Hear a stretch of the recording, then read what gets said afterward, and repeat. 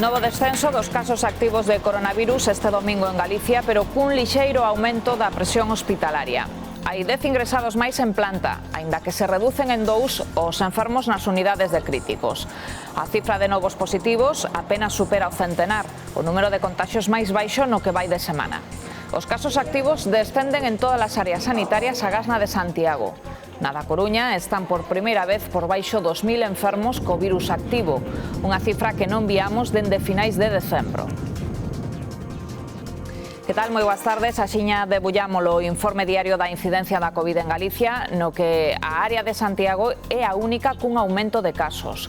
A maioría deses novos positivos están localizados na residencia de maiores de Silleda. Un novo cribado neste centro descubriu 16 novos casos, 3 traballadores e 13 usuarios. Están todos asintomáticos e só tivo que ser trasladado a un hospital un home con problemas cardíacos.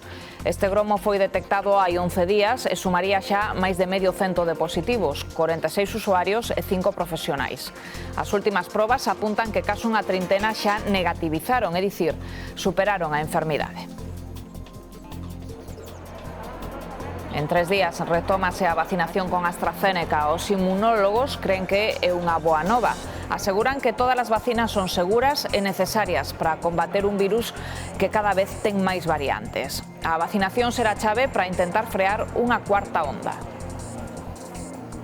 Debería de haber acuerdos entre las farmacéuticas con otras que puedan producir vacunas en grandes cantidades para que podamos tener muchas más vacunas en menor tiempo.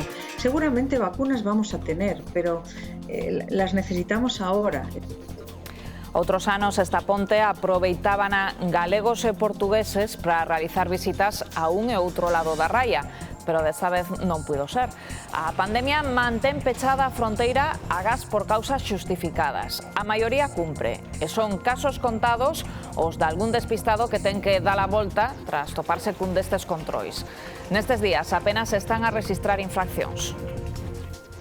Apenas hai ninguna infracción a algunha persona que ven despistada ou se dá a volta. A maioría da xente ven un caso de justificación por escrito ou ven un correo electrónico, etc. Controis tamén en vilas galegas, onde se agardaba máis afluencia nesta ponte festiva. En Sanxenxo, axentes da Policía Local despréganse nas estradas, especialmente nas entradas e saídas do concello.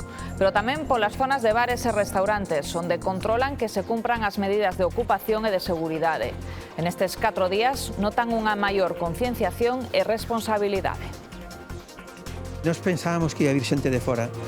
Pero de momento, afortunadamente, hoxe é o cuarto día e non tuvemos que mandar a ningún vehículo de volta, para nós é unha sorpresa. E, sobre todo, tamén é un orgullo que nos dice que a xente se comporta, a xente está comportando ben.